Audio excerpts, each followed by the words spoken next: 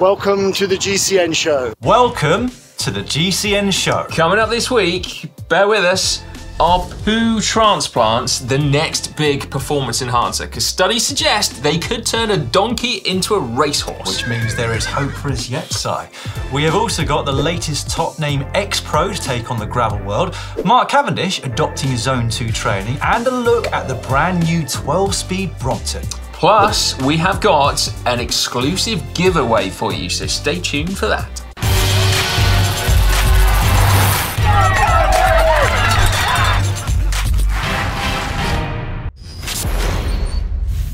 This week in the world of cycling, we learned that Emil Herzog of Bora Hansgrohe crossed the finish line first at the Trofeo Palma last week. Unfortunately for Emil, there were still 2 laps to go after his exuberant celebration. Do you know what, though? I would still put that photo on the wall if that was me. Hands in the air, big race. Well, I was thinking you should have done it on the Champs-Élysées as you finished 164th in the Tour de France, shouldn't you, really? That would have been amazing. That would have been good. Now, we learnt as well that even Ollie Bridgewood, who normally leaves no stone unturned when it comes to performance gains, would not wear that new POC Aero road helmet. Shall we quote Ollie? Yeah, go on. He said, "You've got to preserve the aesthetic of the sport somewhere." That's the same Ollie Bridgewood, by the way, that was seen in public using knee-high socks and an aero chest fairing, wasn't it? Yeah, I mean, in defence of Ollie, this is a bit of a worrying trend in the world of road racing, isn't it? Those new helmets from Kask, the one that covers your ears, and then this POC one, which kind of defies explanation, really, doesn't it? They're not the most pleasant to look at. No. I mean, lycra-clad cyclists, let's face it, we have never been the cool kids on the block, but it does feel like things are perhaps going a little far, doesn't it? Particularly if Ollie thinks that. Do you know what? Next, everyone's going to be wearing big, oversized shades, aren't they? Well, I mean, if everyone does, they may not become quite as cool, but there's certainly no need anymore, no, with those aero helmets with the visor. Integrated visor, Absolutely, yeah. I mean, for me, those lids look a little bit like something that might be worn by a model for an inline skating ad in Los Angeles in like 1992. Do you know what? Do you know the kind of thing I mean? Yeah, it's that kind of thing.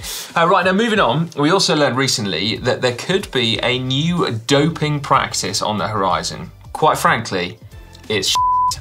Literally. Literally shit. Yeah, fecal transplants. Otherwise known as poo doping. And before you laugh, this could actually be a thing by the sounds of it. We shall try to explain without being too graphic just here. So in medical situations, its use is widespread to treat chronic C. diff infections. The idea around potential fecal transplants in humans is to improve the health and volume of your gut bacteria, or microbiome. Yeah, now this is a hot topic really at the minute in health circles right now. The more research that is done, the more scientists are realizing the incredible importance of our microbiome to general well-being and health. Yeah. So in a healthy person, the healthy bacteria in your body can weigh about the same as your brain, which is incredible, isn't it? Well, it is. In fact, you have 10 times more microorganisms in your body than you have actual cells that make up your body. It's incredible. That's mind-blowing, isn't it? Yeah. These microorganisms have a multitude of functions, and amongst them is food digestion, regulation of our immune system, protection against other bacteria that cause disease, and production of vitamins. But they have been linked to your mood and emotions as well. So that's right. A multitude of functions. Yeah, so the health of your microbiome is partly genetic, we think, but largely influenced by your diet as well. So to simplify things massively, the more whole foods, vegetables and fermented foods you eat, and the fewer processed foods as well, actually, which can be detrimental, then the better your microbiome is going to be. Yes, so if you want to improve your gut microbiome, and you should, let's be honest, then you can by improving your diet. However, it might still not be as good as somebody else's, in which case you can take some through their fecal matter. That sounds absolutely rank, doesn't it? Now, studies in humans are limited at the moment, but there are plenty involving mice, okay? So here's some food for thought. In a Harvard University study in 2019... 2019? Like we're late to the party with this one. How have we only stumbled upon it now? Well, I know. I mean, who would have thought? Because we are renowned as having our fingers on the pulse of scientific research. Anyway, researchers took 15 stool samples from Boston marathon runners and then compared them with 10 sedentary people and found that elevated levels of certain bacteria in the marathon runners. When mice were then injected with those identified bacteria, they then displayed increased levels of endurance and lower susceptibility to inflammation. However, doctors have since pointed out that the risk of humans trying something similar are there, aren't they? You might acquire some good microbes, but you could also acquire some that you don't really want. That said, Dan, there are also risks with storing your blood in a fridge and re-injecting it at a later date, but that did not seem to put off some pro cyclists from doing it. Did it? I can already see a huge scandal on the horizon, actually. Police seize hundreds of poos, all in bags with names of riders' pets on them. That'd be a storm, wouldn't it? Well, it'd be crap for the sport, wouldn't it? Can we squeeze any more puns in at this point? Well, number one, I can't think of any more from this stool. And number two... Oh, I see what you did there. Yeah, right, anyway, let's not waste any more time, shall we? Right, going back to the studies, there was another one conducted back in 2017. Crikey, this time. we really are very late to this party. Well, we are. Yeah, we are. Better late than never, though. That one looked at the gut microbiome of elite cyclists, amateur cyclists, and non-cyclists, right? So super relevant to us. A microbe called Prevotella was found in just 10% of the non-cyclists. It was found in half of the amateur cyclists, but get this, it was found in all of the elite cyclists. Amazing. The study was conducted by Lauren Peterson, a research scientist at the Jackson Laboratory for Genomic Medicine in Connecticut, who said that she had given herself a fecal transplant. Oh God, how? Well, I'm going to quote what she said, which was, "Not fun, but it's pretty basic." Oh God, she did it at home? On her own, apparently, yes. Well, I mean, if I was going to do it at home, I think I would be on my own. I don't think I want anyone else to see that. No supervision whatsoever. Oh. Anyway, she did it to treat a number of symptoms that she'd been experiencing since she contracted Lyme's disease when she was a child. So transplant apparently completely cured all those symptoms that she'd had from Lyme's disease. And not only that, she said that she went from struggling to find the energy to go out and train on her bike to winning bike races. Wow. I mean, okay. Well, that does raise the point. Would you do it? I don't know. Obviously, that is just one isolated data point, but it certainly makes you think, doesn't it? Make you think, yeah. Do we know why non-cyclists had 10% of Prevotella and why amateur cyclists had 50%? Do we know that difference? Is it something that you get from, I don't know, like spray off the road on wet days, like from cow or something? I'm no scientist, as you know, so I'm not sure on the answer to that, but potentially the reason why 100% of pros have it is maybe that it's an essential component of elite performance, maybe. Well, yeah, I suppose that is then. God, imagine that. The kind of the hidden like talent. The key is actually your microbiome. I guess our microbiome must be crap, mustn't it? I guess the other question then, right, and the important question is, would poo transplants be unethical? Would WADA move to ban it if it became a thing? Or maybe it is a thing, we just don't know about it. How would you even test for it? Do you think it's possible to test for poo transplants? I don't know, you'd have to have some like poo biotransplant. A biopassport, I mean, like the blood passport. But yeah. To see if there's any radical differences from one week to the next. Well, yeah. It is a really interesting question though, isn't it? But I guess it would be construed as unethical because you're effectively injecting something that enhances your performance, aren't you? Which is generally what we see as doping. Well, yeah, but you're not injecting with a needle, are you? I think it's like a suppository, isn't it? Needle. It goes up and in, doesn't it? I mean, I know there are plenty of suppositories that are on the banned list already, but it feels like it's more of a grey area than like a hypodermic needle, doesn't it? Well, at the same time, there's lots of stuff that you eat, which is also banned, isn't it? Don't eat a poo transplant, mate. No. Absolutely don't. No. More importantly than this though, we've also been talking about the potential performance enhancement at elite level. But the example of Lauren that we spoke about just a few minutes ago shows that it could really help people that are suffering from various ailments to just sort of feel normal and healthy again, as well as helping normal people live more energetic, active lives. Yeah. I mean, we should throw this out to you lot, shouldn't we, really? Would you consider a fecal transplant to enhance your health or your performance? And then also, B, would you consider it to be cheating in a professional sporting context? Yeah, you can let us know in the comments section down below. The one thing I've just thought about is, you know, this is now a podcast. Yeah. Maybe we should have been a bit more descriptive in this lead story. No, I think people might be thanking their lucky stars. Would you do it? For health, yeah. Would you? Well, I think, like we said at the start, there's been limited human studies, so I'd want more of them to be published before, in case there's any danger, because as we mentioned, it might be that there's harmful microbiome that are put into your body, which you obviously don't want. But if it's proven effective, why not? Gives you more energy. Yeah. Is it unethical? For sport? Yeah. I mean, we only started thinking about this 3 hours ago. That's not long enough for me to make a decision. What do you reckon? I mean, I think it probably is. If the advantages from getting a turbocharged microbiome are as big as people think they are, and you can't get it simply through manipulating your diet, then yeah, I think it is unethical. But I suppose what we don't know at the minute is how much of your microbiome is genetic. We think some of it's genetic, but we don't know that much of it is genetic. And so I think if you start manipulating with, you know, inherited things, that's when you get into hot water. But otherwise, I mean, when I think about diet, like from, you know, 20 years ago when I started racing, I kind of think like, oh, yeah, you know, it wasn't terrible, but it definitely wasn't good.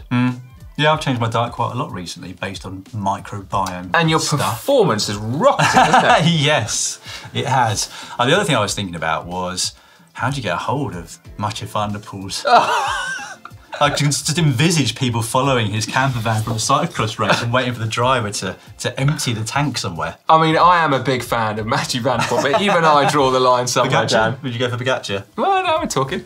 I'd go for Voss. Yeah, good point, actually. Yeah, longevity as well. Anyway.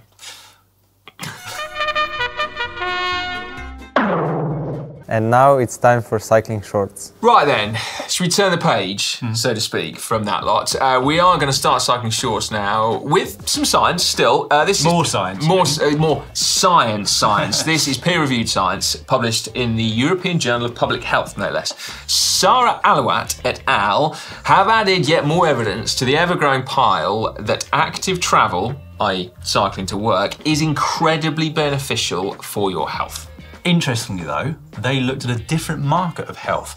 Inflammation, which we spoke about earlier on. Yeah, but not in relation to turds. No, specifically circulating C-reactive proteins, which have been linked to major illnesses such as cardiovascular disease. Yeah, now we know from prior research that regular cyclists benefit from lower CRP levels, but in this case, the researchers looked at 6,208 working adults in Finland and found that those who walked or cycled to work for more than 45 minutes in total each day had on average 16.8% lower levels of CRPs. However, that benefit disappeared for those whose commutes were less than 29 minutes per day when you account for other factors like diet and what they do in their leisure time. Yeah. That's quite interesting, isn't it? From 45 minutes to 29 minutes, and there's that significant difference. Anyway, let's just sum up, shall we? If you do one new thing this year, folks, cycle to work. Yes. Yeah. 13:30 was just about there, wasn't it? Not 29. Well, yeah, except good Colin point. only did 29 minutes, didn't he? 29 minutes, 55 seconds, yeah. Connor. Right, now speaking of leisure time, despite retiring at the end of 2023, Greg Van Avermaet hasn't been enjoying much of it. He has already, in fact, signed up for Unbound Gravel next year, and we think he means business. Oh, I bet he does. Yeah. He's the latest in now a long line of ex-pro roadies who are having a pop at gravel racing, and of all of them, I reckon he's the one that's got the best CV. I think he does, yeah. We've also got some insider gossip on Greg, okay? So Connor took him to Peru back in November to go bikepacking. It was quite extreme bikepacking as well. Anyway, Connor said that Greg was still insanely fit and still mildly obsessed with maintaining that fitness, to the point that on the day they arrived, after a 20-hour flight or whatever, at altitude in Cusco, Greg was like, do you mind if I go for a 15K run? And off he went, yeah. So there you go. Well, now we know why he was still so motivated in retirement. Indeed, yeah. Sticking with veteran pro cyclists keeping fit, king of the sprints Mark Cavendish is, according to his coach at Astana in an interview with Beachy Pro, turning to Zone 2 training in his bid for a record-breaking 35th Tour de France stage win this summer. Yeah. I mean, technically we've said Zone 2, haven't we? His coach said low intensity aerobic training. Done at altitude in Colombia, which I thought was interesting. More interesting though, not much high intensity in there and no gym work. It's quite old school, isn't it? Isn't it? Yeah. I guess now he's 38, he should know what works for him by now. But equally, I'm quite surprised he's not hitting the gym to try and maintain that muscle mass, because he's getting to an age where it sort of just disappears, doesn't it? Speaking from experience, speaking from experience. Yeah. Actually, speaking from experience here as well. You know, didn't have much to go, but it's going. Now, some tech news now, and the iconic folding bike brand Brompton have just introduced new 12-speed Bromptons. This they have achieved via 4-geared cassettes paired with a 3-speed hub gear. Yeah, now the promo photo, which I saw on the GCN website, I noticed, is taken on a street, actually just down the road from where I live, called Vale Street in Bristol. It's rumoured to be one of, if not the steepest residential streets in, I don't know where. West Bristol. Well, basically, yeah, no, the world.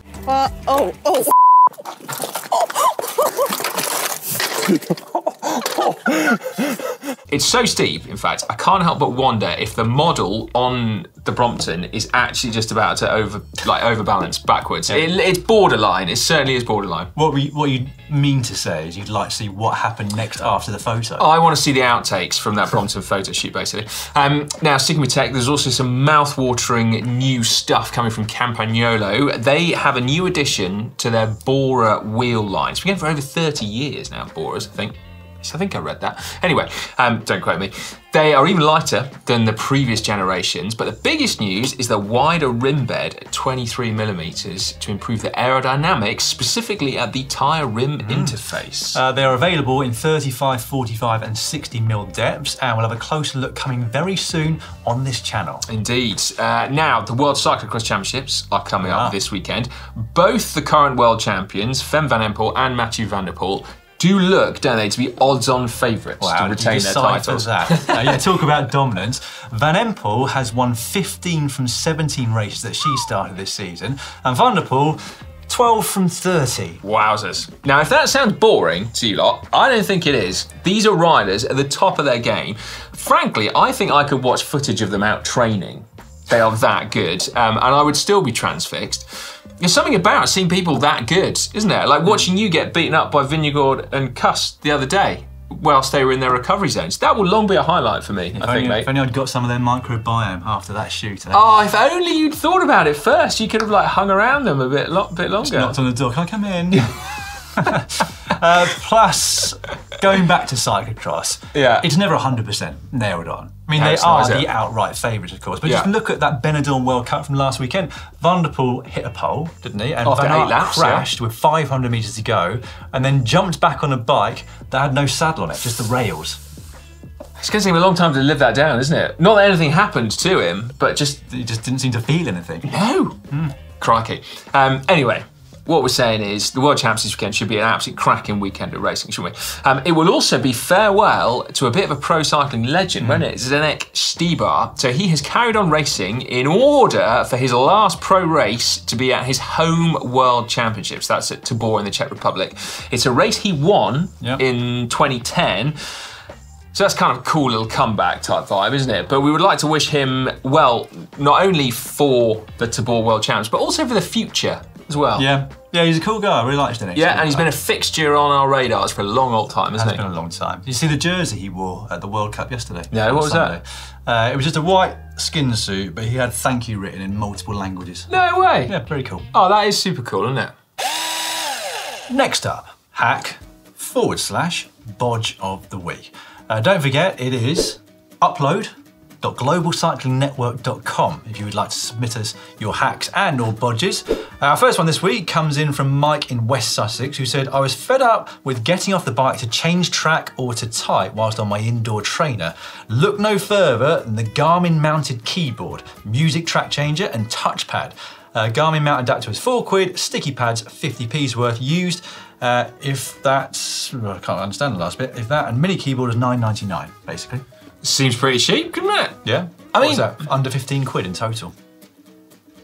I think that's quite good. I do find it hard to type whilst Zwifting. Like some people, they just seem to write stuff all the time. I'm incredibly impressed with their proliferation. So on my 30 and 30 on Saturday evening, I was pretty quick, but I do have to be sort of out of the bars all the time, just with my phone, which will get a bit old in the end. But I don't know what the next solution would be to it. Well, I know. It's pretty neat. Is you need like dictation, don't you, really? A little headset. And what you need is a set of aero bars with this. So you're literally just down here typing. Yeah, I mean, this I prefer to my phone because, as you know, I sort of sweat a lot. And my touchscreen stops working after about 24 seconds. So that does look better. I'm going to say that's a hack. Yeah, I'm saying that's a hack as well. Yeah. I think a neat job as well. Yeah, I would agree. Nice work then, Mike. Right, getting us off to a good start. Next, we've got David from Whitley Bay. I should have Googled where Whitley Bay was. It's in the UK. Is in the UK, is it? No idea. You read it out. I'll read it out, you find out. I think it might be like West Coast of Australia or something. Anyway, I have converted a used CO2 cartridge into a storage container for my tyre plugs, spares and patches. I cut the bottom end off the cartridge and plugged it with an old bar end. This all fits into a pump handle along with a full cartridge and plug tool, so I have all my tyre needs in one place now. That is amazing. That is the work of genius. That is super cool. How did you even work out? You know that, God, is it an Instagram thing? Things that fit, where it's just like stuff that fits perfectly into other stuff, could be anything. But how you found that a CO2 cartridge fits into the bottom of your pump? Unless I suppose it's designed to go in there. Probably, yeah. But I think that's amazing. Aftermarket product. Yeah. No, that looks fantastic. It's a hack from me. Yeah, a hack from me, 100%. And do we know where he lives?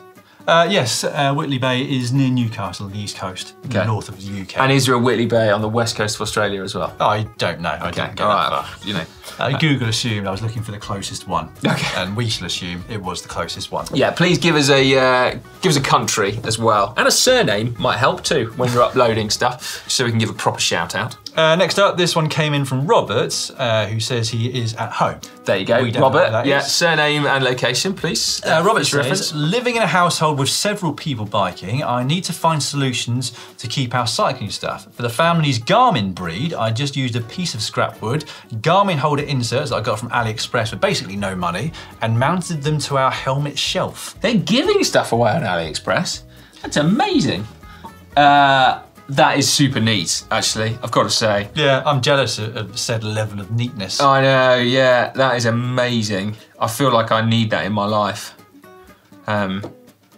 Yes, I mean, that's just a hack, isn't it? Yeah, it's a hack from me as well. Yeah. I mean, having a helmet shelf to start with is a hack. Having a helmet shelf is a hack. Having a Garmin or a Wahoo storage shelf is also, I mean, that's just brilliant, isn't it? What you need is some sort of multi-charger thing, so that you can charge them all at the same time once back from rides. Ah, that'd be dreamy, wouldn't it? But yeah, I think it's a hack from Si, it's a hack from me as well. It is, The last one comes in from Dan, who's in St. Charles, Illinois. I built a hanging light using an old wheel with a 10-speed hub and leftover parts from a pendant light project. A pendant light project? Who are these people that have pendant light projects? Dan, I'm impressed.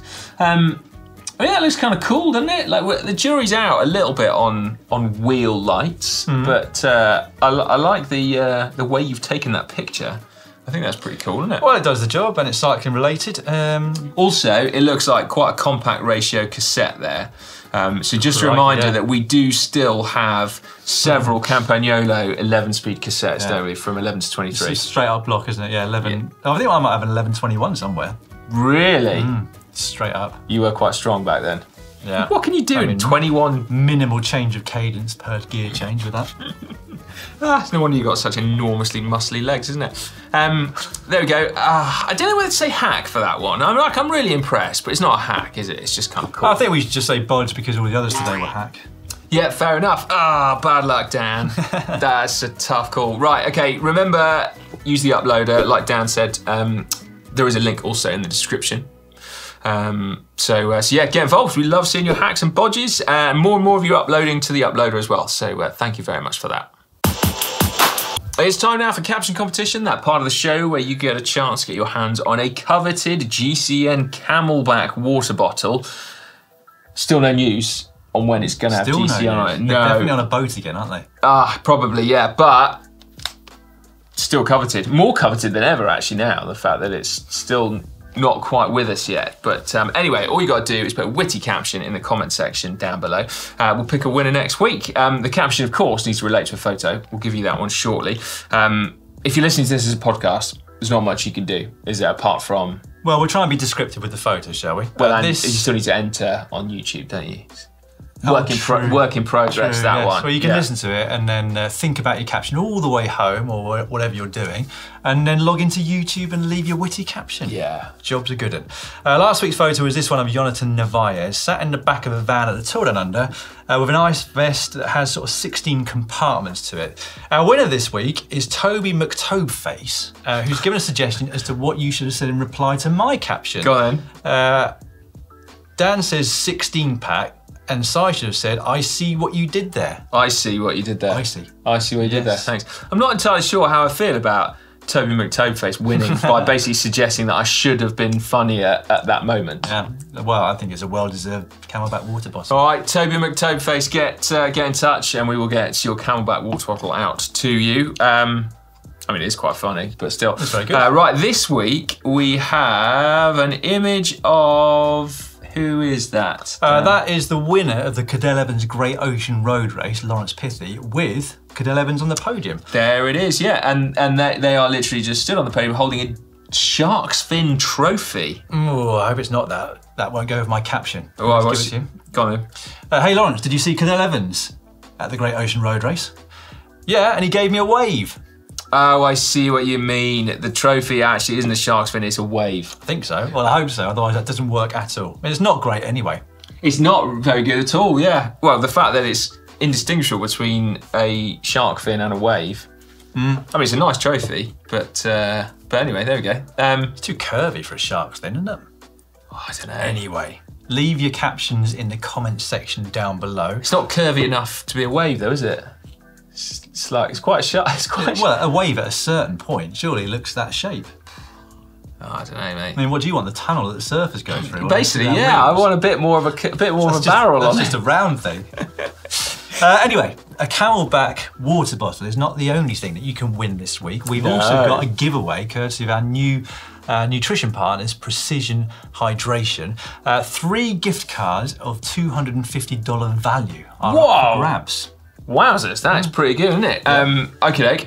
So if you haven't seen it yet, check out the video that we put up on YouTube on Saturday, where we all got schooled on the importance of salt, basically, of sodium. We were all sweat tested, to find out how salty our sweat is, because it varies dramatically, doesn't it, from person to person? It does. Well, I found my results from when I did this test in 2012. And mine was 580, and yours was 1,000 and... Well, don't give the game away, Dan. Oh, has it not come out yet? Well, no, it has, but the question is, which GCN presenter has the saltiest sweat? So that's saltiest sweat, not highest volume of sweat, because I think there's probably not much of a question there, is there really, is to the highest volume of sweat on GCN. No. But there you go, yeah, so win one of 3 $250 gift cards to Precision Fuel and Hydration. Yeah, we will leave a link to that competition in the description below, but I should point out there are some restrictions on there, so you're only able to enter if you're in the UK, Europe, the USA, Canada, Australia, or New Zealand. So entries will close at 10 o'clock GMT on Friday the 9th of February. At least New Zealand can enter this time. Yes. Having excluded New Zealand cycling fans for many a year, we can now... GCN Plus. That's it, yeah. Well, those days are We've gone now now. just excluded everyone. Well, just shut it down. Well, yeah, okay. Also, perhaps whilst you're there entering the competition, you could also help to explain why on earth Connor was wearing a bucket hat for the entire video. So no one quite knows here at GCN Megabase why that is the case. But yeah, there we go. Right, should we get on to what's coming up, Dan, and some comments? Well, I was going to say, before we get on to what's coming up, of course, our favourite comments from last week. A few from under the show last week. Bianchi1984 put, love that the GCN show is a podcast now. It helps me a lot. I have work to do or long drives or even longer rides where I shouldn't be looking at videos because it could kill or injure others. Yeah, don't watch YouTube videos whilst driving. No. I can now download the GCN podcast and listen to it instead. And Miles995 put, thank you for making it a podcast. You instantly made my 2-hour drives to work a little bit better. Oh, well, Miles, we could keep going, couldn't we? I mean, we could easily drag this out for a couple of hours. Yeah, brilliant. Oh, we do. It's just edited down heavily. Yes, good point. Right, underneath how not to be an idiot on a bike ride, Michael Mappin 4425 said, nobody is better at launching snot rockets onto myself than me. Which I liked very much. Ranger Smith, being ready to go at the appointed time doesn't mean pulling up in your car, needing to pump up your tyres, get your shoes on, etc., at the departure time. It means being ready to go. Yeah, that's a good one. I'm always late. I know you are, yeah. Always. Terrible. Yeah. Whilst Tre Quattro put that throw and catch between Si and Connor is one of the most impressive things I've ever seen at GCN. Should we have a look at it again now? Yeah, I think we should, yeah. Well, you know, what was even more impressive was that it was literally the first time we did it. Yeah, just like casually lobbed it across the entire road, Connor casually caught it. What was embarrassing is that we said, okay, well, we better get that again from another angle. So Connor threw it back across the road, where promptly I dropped it. And then when I tried to throw it back to Connor, I missed wildly. so yeah, it was basically, we got it right first time and then could never repeat it. First time lucky. Oh. Never been a more apt statement than first time lucky. For cool, that isn't it? Connor actually, for a professional cyclist, can catch very well. He's quite adept at other sports. Is Connor? Is he? Well, you might imagine he was very good at basketball, and he's also very good at swimming too. Whereas I was incapable of doing anything other than bicycle riding. That does not surprise me. Meanwhile, under how does the menstrual cycle affect your cycling? Mark Lemourin put, every man needs to watch this as well, cyclist or not. Thank you for normalising, man on the GCN team. Whilst Run Forrester Run, but this is amazing. I'm so proud of you all for putting this together. Normalising natural biological processes are very important in both sport and society in general. Yeah, that's cool, that, isn't it? Underneath mid-level bike versus crit race, Tofu521 said that high-pitched, look, Mum, I'm on TV, is gold. And then Mr. Gary Cow said, crit racing is no joke. Seriously good numbers, Rupert. Love the bike, and it goes to show how much a good engine matters. Yeah. Underneath Connor's beach race, the Tin USN L8834. What? First sending Connor aerodynamic as a bus done to the Netherlands for the Headwind Championships, and now sending him to a beach race is some top British banter. He's a glutton for punishment, is Connor, isn't he? He is. Yeah. He is. Loves it though, doesn't he? He does indeed, yeah. Right. Coming up on the channel this week then, on Wednesday, we have got some stuff about interval training. That's right. How to get last minute, so I'm not clued up on what this is. No, how to get started on interval training. So what was going to go out on Wednesday this week is going to go out on Wednesday next week instead, I think. Thursday, we can't tell you very much about that. It's a top secret new tech release that you are not going to want to miss. That's literally all you can say, is it? Oh, yeah. It's top secret. Can't even say it's from a top Spanish brand. Well, it's not from a top Spanish brand, is it? I know. Oh, I see what you mean. Oh, you throw people off the scent. Yeah. Oh, nice work. No, it's not from a top Spanish brand. Yeah, Friday, we can tell people what's happening on Friday. Okay, yeah, it's the 30 in 30 summary, basically, and looks at whether cross-training works or not. That's right. Connor's been diving into the science of whether or not other sports can help your cycling. Connor was also diving into a swimming pool, so there is a warning that he might be wearing Speedos in some of that video. Yes. Maybe make that one a podcast then. Yeah. Do you know what? I sent this out a text a few hours after recording this show last week because I was very pleased that I did a 7-minute, 17-second kilometre walk. That's a rapid walk. So yeah. Out of 3K, so I was dead pleased with that. Yeah, yeah. Talking about cross-training, if you're wondering why that relates. I can totally imagine you becoming like a veteran world champion in speed walking. Do you know the world record? You've got the physique for it. The world record for 5 kilometres speed walk is exactly the same as my PB for a 5K run. Is that right? Can you imagine doing the park run at full gas and there's somebody speed walking next to you the whole way around? It's crazy, isn't it? Well, frustrating that would be. I mean, speed walking is one of those things where I'm sure it's incredibly impressive and you've got to be an unbelievable athlete to be the best in the world at it. But there is always that question of why? Why not just break into a run and go faster? Because they're not the best runners in the world, so they've got to find something. It's like triathletes, isn't it? Not the best runners, swimmers or cyclists. That makes a lot of sense. Sport that combines all three. Oh, right, okay. Having just offended race walkers and triathletes, let's move on. Saturday, when Ollie and Hank were out in Tucson, Arizona before Christmas, they tackled the legendary shootout, which is supposedly the world's toughest bunch ride. So, like, not officially a race. Well, it's definitely not a race, it's a ride, but it's just full gas. It's a very, very fast gloves ride. off. Yeah, and we think it's the fastest ever. So did they survive that? Good question. Better tune in on Saturday to find out. And then on Sunday, Alex hooked up with Valtteri Bottas and Tiffany Cromwell for a bike ride. We are all mega jealous of the fact that he's riding with Formula One royalty like that, and cycling royalty. I mean, I think we mentioned this last week. He wasn't half busy on his Australian trip, was he, No. Alex? I'm surprised he had any time to sleep. Well, there's more still, because he did the inaugural round of the UCI gravel. Oh no, it wasn't Gravel World Series, was it? Radle Gravel. Right. That's not UCI sanctioned. That's just a cool gravel event. He did a full-blown gravel event.